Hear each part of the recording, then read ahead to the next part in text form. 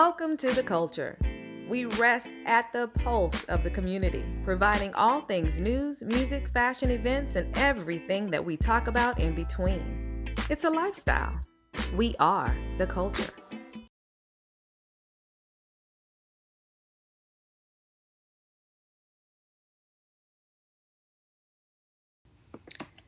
Welcome to the show today. We are live. It's The Culture. I'm your host, Jessica Garrett Modkins. And joining me today is Dr. Steve Gallen III, Vice Chair for Miami-Dade County Public Schools.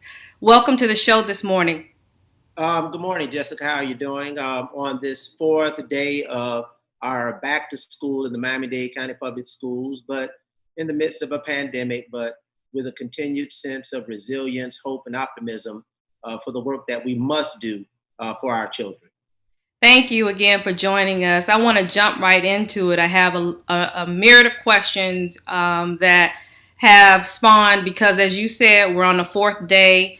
We've been following this story since Monday. It has been a timeline going on.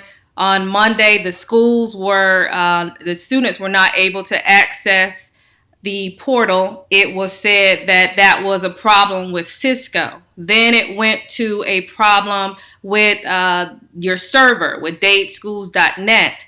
And then it went to a problem with not Cisco, but Comcast. And then the story turned into cyber attacks, both international and local, which is very interesting to be told that we are having international as well as local cyber attacks. And we wake up this morning and a 16-year-old child was arrested from South Miami Middle School, and allegedly he has been arrested as being the culprit of the cyber attacks. Is there any type of information that you can provide that would make sense to all of this, the changing of the narrative? Just provide some type of understanding for us, please. I think you have really articulated the change of events with respect to the narrative that has been provided. I've been pretty consistent with my understanding of that narrative. I would describe it as being fluid, which is a terminology we often use in investigative discussions, but I think the fluidity of this particular narrative with the declarations and representations that were made is a concern. We start with the initial narrative on Monday, which linked Cisco to the major issues that vexed our system. Not really any acknowledgement of the problems with K through 12 as a platform that created problems prior to the opening of schools on Monday. But again, we all served witness on Monday to a representation, quite frankly, almost a monologue about the Cisco problem and the switch. So we were given a very, very vivid, very convincing and a very affirmative declaration that the problem on Monday was the switch with Cisco. There was some anticipation that Cisco was going to affirm their role and responsibility in that particular impediment. That never manifested. So post Monday, Tuesday, we were once again vexed with the system not being accessible to our students as promised, and quite frankly, as they deserve and as we expect as a school board and as a public and as taxpayers. But that issue on the second day was initially attributed to a problem with Comcast that morning. By late afternoon, around 4:30, we did get an announcement that was made relative to the notion that we were under cyber attack. And that was part of the problem as well. Fast forward to the school board committee meeting on Wednesday. We had an extensive discussion over 4 hours during the first committee around what happened, what didn't happen, and what should have happened. And then it was determined that there were issues relative to K through 12, which were confirmed. Some were disputed, but we actually had human receipts. In my case, I had a 5-year-old and a 7-year-old who for 3 days were unable to access the K through 12 system, irrespective of the switch on Monday, irrespective of issues with Comcast, because I was able to view my cable, access my internet, but they were not able to access the K through 12 platform, which on Tuesday, I provided a backdoor. I'm sorry, Monday. I went on Facebook and provided a backdoor for parents and educators to access that particular platform outside of our district's infrastructure.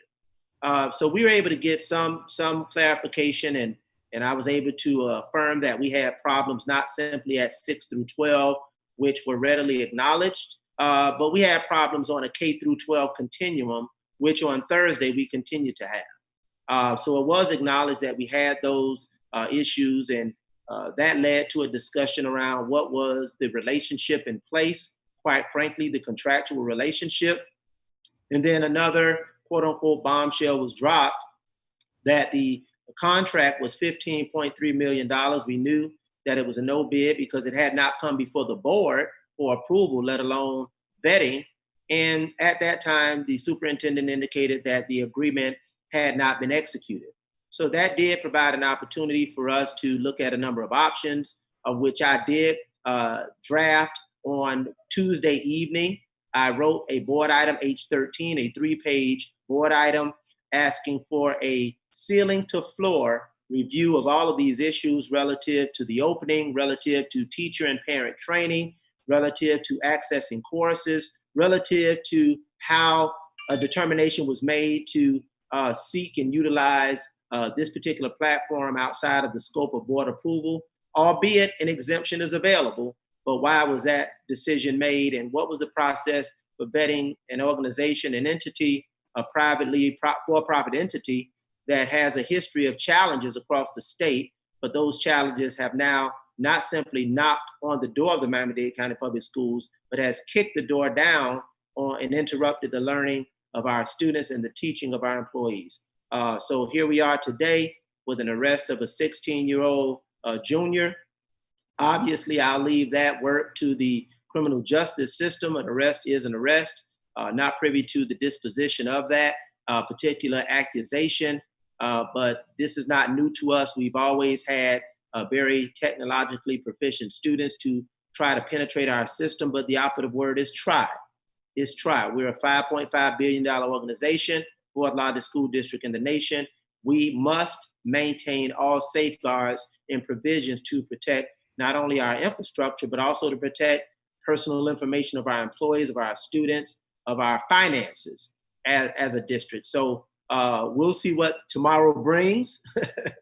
But what I hope that it brings, more importantly, is some continuity, some consistency, and some clarity around our obligation to educate our children in a manner that we have promised, in a manner that is conducive to our teachers and our employees and our school leaders who have sacrificed and who are on the front lines of this work to provide that education that our children so much deserve. Yes, the teachers have been very creative to figure out different ways, witty ways to reach the children and be able to continue the learning process in what is being known as a dysfunctional platform. However, at the close of your committee meeting, there was a decision that the K through 12 platform would not be used anymore for 6 through 12, that 6 through 12 students would be utilizing Microsoft Teams and Zoom. And then for elementary, K through 5, those students would be continuing to utilize the platform K through 12. What it did not provide clarity for me on is if Comcast was a part of the initial problem, how has that been rectified moving forward? Absolutely. I think we start with square one. It's very difficult to square the utilization of Microsoft Teams and Zoom with the issue that there's a problem with Comcast. How do you square that? So, but not use K through 12 because K through 12 is functioning properly. Again, over the course of the past 3, now 4 days, it's been a challenge to square the various narratives. And what I often say in this particular case, sometimes it's best to not make any declarations, not make any representations, and quite frankly, from a personal and professional standpoint, not make any accusations until you have all of the facts lined up. We do have that option to be pragmatic, to be deliberate, and to be respectful of a process that we can give the public, the board, the employees, our teachers, and our students factual information once we've drawn all conclusions and once we've made all determinations about who did what, when, and how, and why not. So again, was it Cisco? Obviously, we've learned now after Monday's announcement that it wasn't, but the initial representation was that it was. Now we hear that it was Comcast, perhaps not. And then again, now we hear that it's allegedly a 16-year-old student. Don't know if he's allegedly acting alone, but the criminal justice system will have to sort that out and make that determination. But once again, we have some immense challenges ahead of us. And I think the source of some of the issues is in the spirit of saying how you start is how you finish. And we started very bumpy with K through 12, starting with teacher training, starting with an imposition of a very compressed time frame for our teachers to learn a new system, to upload it into their courses within a compressed time frame and modified deadlines that weren't met. And obviously it's been a real challenge. And yes, I'm very passionate about it. I'm passionate but patient, but also pragmatic, having been a teacher, a principal, a superintendent of schools, and now a school board member. So I understand the nuances of response and correction, but I understand the value of preparation and anticipation. And I think that was something that we could have improved upon, because some of these issues we can anticipate. We must anticipate, Jessica, every day that we're under a cyber attack. That's not breaking news. That is not breaking news. We are under cyber attack every day. We have to prepare for that. That is why we have what are called firewalls. That is why we have infrastructure tests. That is why we do all of the things and hopefully make the investments in terms of infrastructure and human capital to protect and insulate our system. So that's not a surprise for me. That is not breaking news that we've been attacked.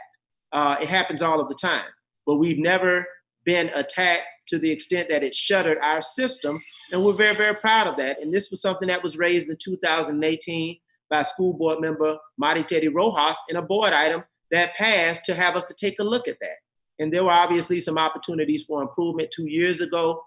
So again, it's not a surprise, but we have an obligation to anticipate and prepare and safeguard. So I'm still unable to square the various narratives from Monday through Thursday and anticipation of what tomorrow may also bring. My heart goes out to our teachers. My heart goes out to our employees. My heart and respect goes out to our principals and school leaders. And most importantly, my heart goes out to our children who are off to a horrendous start of the 2020-2021 school year. But my heart is also standing in solidarity with those same groups of people that I believe are going to be resilient, are going to be committed, and are going to be able to pivot and continue to persevere. As I said Monday morning, I'm betting my money on teachers, school employees, school leaders, and our students. And that bet has not changed. Let's go back into this no bid with the K through 12 platform. I understand that the vetting process was established. It was gone through. However, was there any mention to under Senator Kamala Harris's watch that there was a $168 million settlement with this platform? Well, I can't speak to what was said with the individuals or the team that was a part of that vetting process, because the school board was not a part of that process. The school board did not have an opportunity. It was not presented for approval. It was not presented for discussion. It was not presented for vetting. In your description, it was a no bid proposal, which no bids can come to the board. But in this particular case, an exception, an allowable exception, albeit, was utilized to move forward with this particular project. So obviously, once again, our teachers are diligent, they're resourceful, and they were able to make some determinations about the history of this particular program as we would a candidate. If somebody's coming in for a custodial job, they would have to have a resume. We want to know their background, previous employer, employment history, all of those things that we have to go through relative to a vetting process. And I definitely don't believe our custodial staff make $15.3 million a year. Why didn't we vet? Why didn't we have an opportunity to vet as a board? I can't answer that question. That was a decision that was made by the superintendent and his team. That exception was made.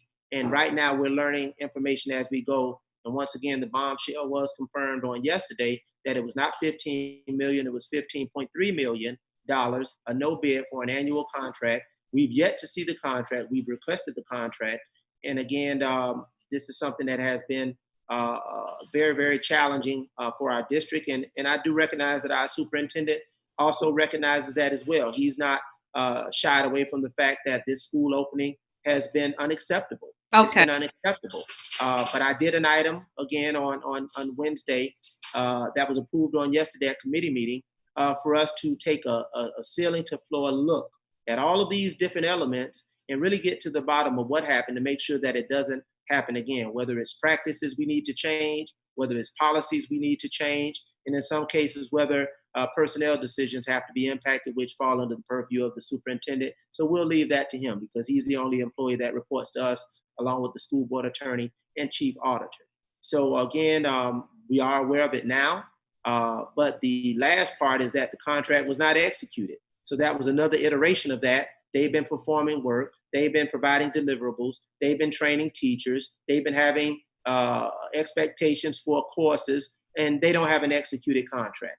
So this story continues to get very interesting, but more importantly, it gets very concerning. But again, as the truth manifests itself, we as a board are obligated by you as our constituents, as you as taxpayers, to be responsive and ultimately be accountable. And I can tell you, as a school board member, as the vice chair, I will be personally accountable. And based on the comments from my colleagues on the board on yesterday, they are going to be accountable as well. And we are going to collectively take the appropriate steps to right this ship of opening of schools and continue learning of our students.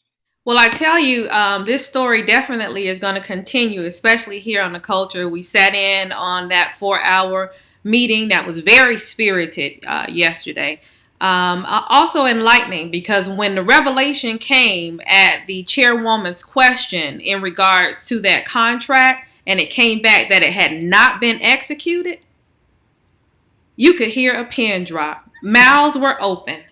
The floodgates on the Facebook feed that I was able to watch during it was very lively in comments about the fact that here you have a platform that does not have a executed contract, 15.3 million, and then you've also gone to a point where you have given teachers $100 to set up your virtual classroom over the weekend.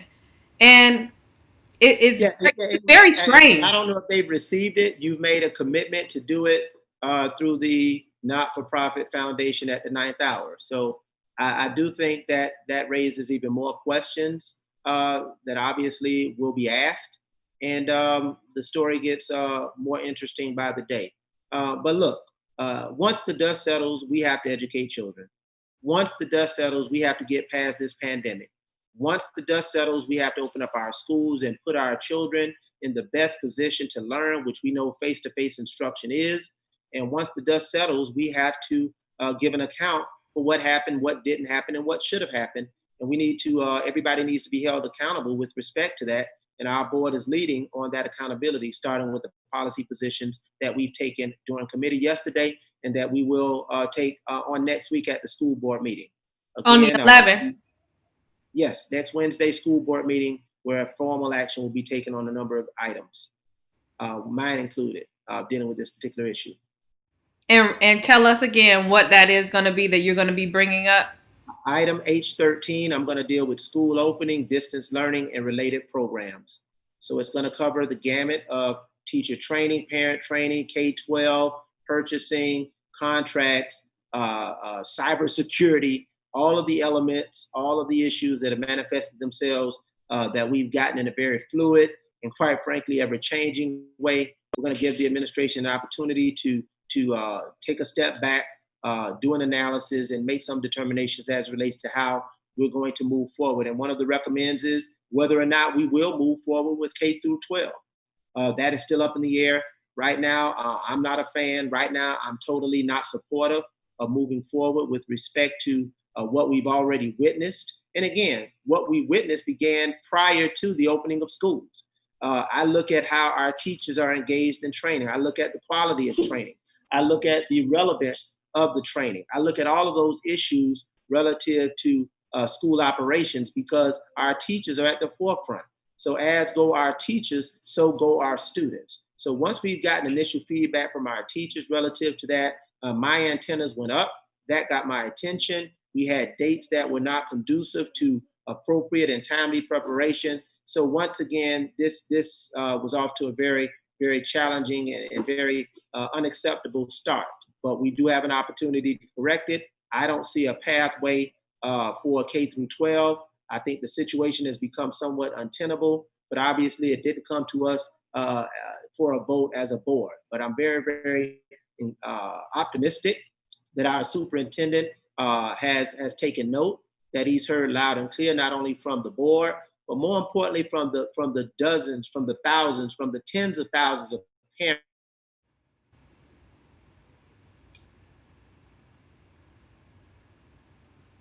Uh-oh, Dr. Gallen, looks like we lost you. Are you still there?